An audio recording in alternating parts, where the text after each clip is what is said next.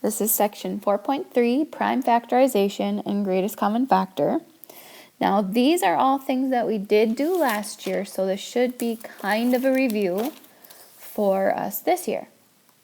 Again, a prime number is a positive number, integer, so it has to be a whole number, that is greater than 1, with exactly 2 factors, 1 in itself.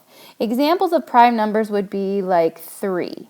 The only way to get to 3 by multiplying is by doing 1 times 3. Or 5. The only way to get to 5 by multiplying is 1 times 5. That's all it's saying, is these are prime numbers. Whereas 4, you can do 1 times 4 or 2 times 2. So that's why 4 is not a prime number. Then a composite number is all the other numbers. So 4 could equal 4 times 1 or 2 times 2. That's why 4 is a composite number. A positive integer greater than 1 with more than 2 factors. So each one of these numbers that we multiply together to get another number is called a factor. The only exception in all of this stuff is number 1. It is not prime and it is not composite. It is just kind of like a special exception. Okay, so prime numbers can only be multiplied by 1 in itself, and composite numbers are all of our other numbers that can have 2 or more or more than 2 factors to get to them. Okay, so here's an example. List prime and composite numbers from 2 to 20. So let's start with 2. Let's write prime, composite. Okay, so 2 can only get to there by 1 and 2, so 2 would be a prime number. I already said 3 was. 4 is not. 5 is, because the only way to get to 5 is to multiply 1 times 5. 6 is not, because we've also got 2 times 3 that could give us 6. 7 is, we can only do 1 times 7. 8 is not, 9 is not, 3 times 3. 10 is 2 times 5. 11 is a prime number. 12, nope. 13 is a prime number. 15 is not. 16 is not. 17 is. And 19 is also a prime number. So that means all the other numbers besides 1, because that's our exception, are composite numbers. So that would leave us with 4, 6, 8, 10. Ooh, I skipped 9. 8, 9, 10, 12, 14, 15, 16, 18, and 20. You'll notice a lot of the even numbers are composite numbers because they can all be divided, or you can always multiply 2 by a number to get to that number. Prime factorization is writing a composite number, so that's example of these, as a product of its prime factors. Use a factor tree. So that's where we did like 16 is 4 times 4. Well, those are composite numbers. We need to get down to prime factors.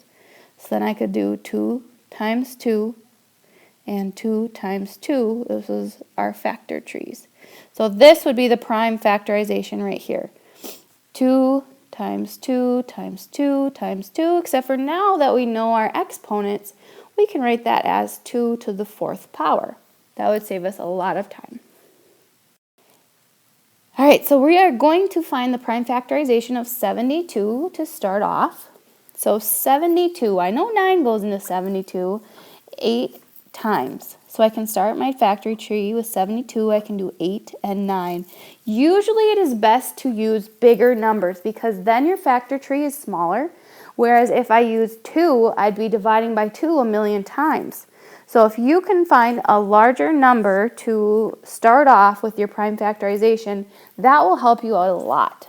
Okay, so 8 is 4 times 2. 9 is 3 times 3. So we've got the 9 down. We already know that 3 and 3 are prime factors. Prime numbers. 2 is also a prime number, but 4 can be broken down to 2 times 2 Okay, so how we would write our answer is 2 times 2 times 2 times 3 times 3, or 2 cubed times 3 cubed. So this could also be our answer. And I think, let me check in my book here quickly to see how the book wants you to do it. Yes, it does want you to write them in with exponents. So this would be how you would write that. So let's do 225. I'm going to move this up because I'm not sure we're going to have enough space for everything. Okay, so 225. I am going to divide 225 by 5. By 25, I mean. Ooh, let's just do 5. So 5 goes in there 4 times, minus 20. I'm left with 25 left over. So I can do 45 times 5. So then I bring down my 5. 45 is 9 times 5. Bring down my 5, bring down my 5 because 5 is a prime number. 3 times 3 times 5 times 5 will give us 45. Sorry, 225. So I would write my answer 3 squared times 5 squared.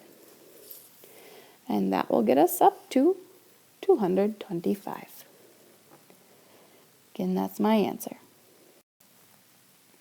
All right, we have a couple more here. 236. Golly, I'm going to use my 4.1 helpers. What are they called? My factor test. My divisibility test. There we go. So if I add them up, 2 plus 3 is 5 plus 6 is 10. 10 is not divisible by 3 or 4. So I think I'm going to have to do 2. I don't want to do 2. Divisible by 4, you have to add them up and they have to be divisible by 4, I thought. Let me check. I'm going to go back in my math notebook here and check out what 4.1 has to say because I can't remember all those divisibility factors off the top of my head. 4, the last 2 digits are divisible by 4. Is 36 divisible by 4? Why, yes it is. That would be times 9. So I can do 4. So then I would just do 236 divided by 4. 5 times minus 20. 3 left over. So it's going to be 59. That's going to be a tricky one, that 59. Let me do my divisibility test. 1's even? No. Sum of digits is divisible by 3. 9 plus 5 is 14. 14 is not divisible by 3. Last 2 digits are divisible by 4. Is 59 divisible by 4? My gut says no. Nope. Okay. 5 or 0? Nope. Not 6. 5 plus 5 is 4, not divisible by 9. I think we have found ourselves a prime number in 59. Okay, so I would bring down 2 times 2 times 59. So how would I write my answer is 2 squared times 59. Well, isn't that an interesting number? There we go. There's our answer for that one.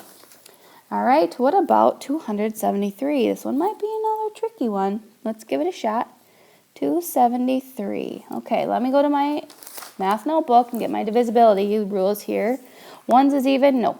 Sum of digits is divisible by 3. 12 is divisible by 3. Let's try it out. So 273 divided by 3. Go in there 9 times.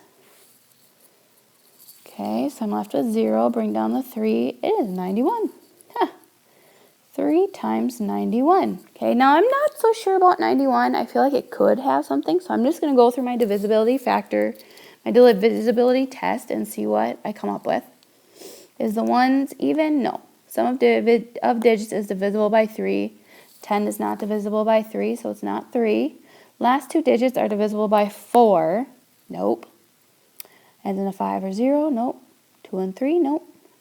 Sum of digits is divisible by 9? Nope. I think we have our prime factorization here. So it would just be 3 times 91. Because we don't have any powers, we don't have any exponents for this one. So this would be our answer. All right, so then we also have our friend, the greatest common factor, also known as GCF. So common factors are factors that are the same for 2 or more numbers. So if I multiplied and figured out, well, let's do 20 and 30. So it would be 1 times 20, 2 times 10, 3 does not go in there, 4 times 5, 6 does not go in there, 7 does not go in there, 8 does not go in there, 9 and 10, I already got 10. Okay, so I have to write it from least to greatest. 1, 2, 4, 5. 1, 2, 4, 5. I better check, because I got caught on missing one on 4.1. 1, 2, 4, 5, 10, and 20. Okay, so now let's do 30. 1 times 30, 2 times 15, 3 times 10, 4, nope, 5 times 6, 7, nope, 8, nope, 9, nope. Okay, so let's put them from least to greatest. 1, 2, 3, 5, 6, 10, 15, and 30. So now the big part, so these are my common factors right here.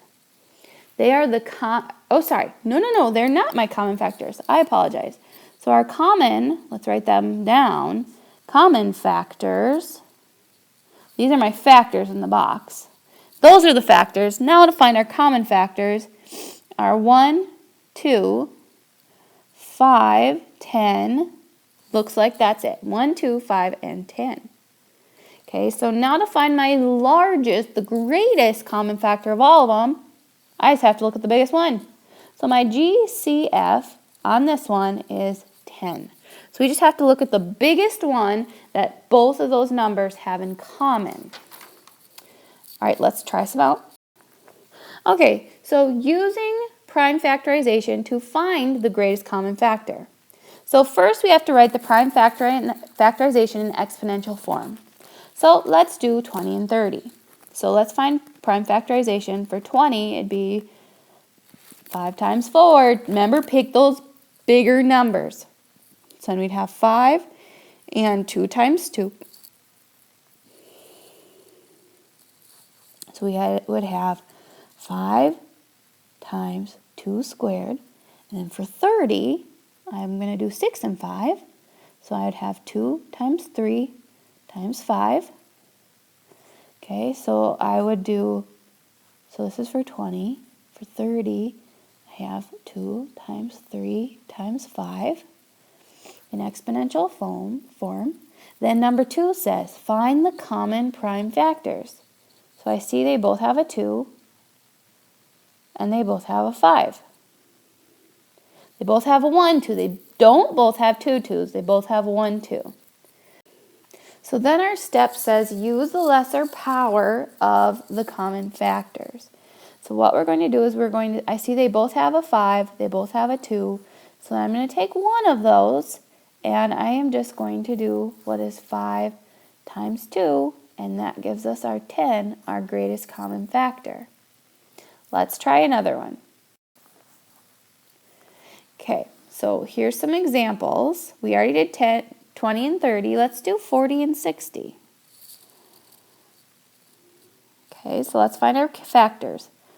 40 is, I am going to do 4 and 10. Okay, 4 can be broken down to 2 times 2. 10 can be broken down to 2 times 5. Okay, so my prime factorization would be 2 cubed times 5. Now let's do 60. 3 times 20 would go in. Let's just do that one because that's the one that pops to my head first. Bring down my 3. 2 times 10. Okay, bring down my 3, bring down my 2. 2 times 5. Okay, so I have 2 squared times 3 times 5. So what I am going to do for this one is we should have 2 squared times 5. 2 squared is 10. Oh, no it's not. It is 4. I apologize there. 2 squared is 4 times 5 equals 20. So our greatest common factor is 20. And this one kind of reminds me of the Venn diagram way we did last year.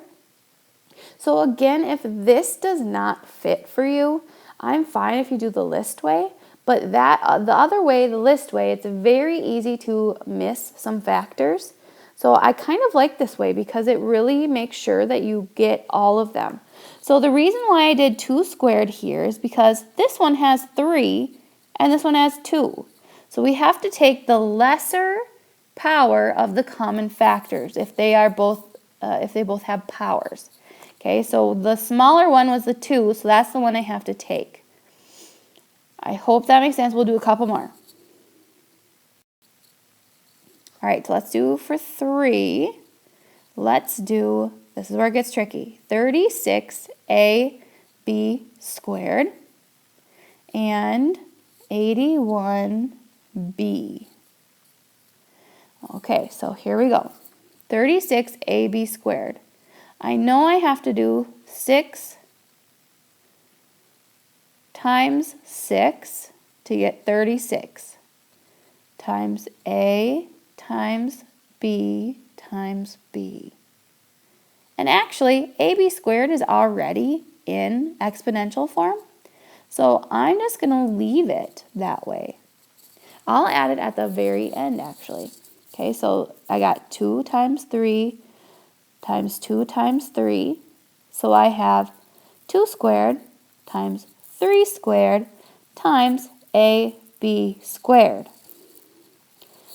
Okay, so now let's do 81b. Again, b is already in exponential form, so I can just leave the b. And for 81, I know that it is 9 times 9. 9 times 9 is 3 times 3, and 9 times 9 is 3 times 3 times b. Okay, so in my exponential form, it would be 3 to the 4th power times b. So now I have to look at these two equations here and see what they have in common. I see they both have a 3, so then I need to take the one with the lesser power. So I'd do 3 squared times, they both have a b, so I have to take the one with lesser power. If we just have a letter like this, that means the power is 1. And that's another thing, just like we don't write 1 over 1 and 2 over 1 to write our answers. We just write a 1 and a 2. We don't have to put the 1 on the b. So I do 3 squared times b. They don't have anything else in common, so then I just multiply out 3 squared, or 3 times 3, and I would get 9b is our greatest common factor. So this is a way you definitely need to know. If it's just numbers like 20 and 40, then those are ways you can do greatest common factor the list way. But doing it this way, this is the way we have to do it if there are letters or variables in with it. All right, let's try another one. Okay, let's try 15m squared n and 45m. Okay, so I'm going to look at my number. 15 is 3 times 5. Boom, we're done. That was easy enough. So we would do 3 times 5 times m squared n. And 45 is 9 times 5. I can change my 9 to 3 times 3. Bring down my 5. So I would get 3 squared times 5. Bring down my m. And times m. Okay, so I see they both have a 3. So I need to bring down a 3. The lesser power would be this one that doesn't have a power, or it's to the power of 1. And I see they both have an m. Okay, so I need to bring the lesser power down, which would be this one of just an m, not m to the second power, whatever. Ooh, and I almost forgot. I have a 5 and I have a 5, so I have to bring down 1, 5. So I have to do 3 times 5, which is 15m, would be our greatest common factor for this one. And sorry, that's 15m. All right, we're going to do one more example, and then I will do some examples from the book. Okay, so the last one is going to be a little different. We are going to have to do it for 3 numbers, 32, 48, and 56. I kind of like doing the prime factorization way, so we're going to try it out. 32 is 8 times 4. 8 is 2 times 4 times 2 times 2. Okay, and then we got to break this 4 up, so it's 2 times 2 times 2, because this one goes into 2, times 2 times 2. That's a tricky one. So I have 1, 2, 3, 4, 2 to the 5th power for this one. Okay, let's do 48. I'm going to pick 12. I know I can go 12, 24, 36, 48. So 4 times 12. 4 is 2 times 2. 12 is 3 times 4. Okay, let's bring down our 2, bring down our 2, bring down our 3. 4 is 2 times 2. Okay, so I would have 2 to the 4th power times 3. 1, 2, 3, 4. Yep, 2 to the 4th power times 3. Okay, so for 56, I know it's 7 times 8 is 56. Bring down my 7. 2 times 4. Bring down my 7. 2. 4 is 2 times 2. Okay, so that'll get us up to 56. So then my answer would be 2 cubed times 7. So the only number that I see they all have is a 2. This one has 2, 2, 2. This one doesn't have, the first one doesn't have a 3 or a 7, so we can knock those ones out right away. So now I have to pick the one with the lesser power, which would be this one right here. So then we just have to do what is 2 times 2 times 2, which I would get 4 times 2, or 8. So our greatest common factor of all 3 of those numbers is 8. All right, this is the time I'm going to put the quiz in, so if you need to keep watching, please go right ahead and do that. All right, I did do a lot of examples already, so I'm not going to pick too many from the homework, so we'll just do a few here. Let's do, so 1 through 8, you just have to state whether each number is prime or composite, so I'm not going to do one of those. For numbers 9 through 16, it says write the prime factorization. I can do one of those. We'll do number 10.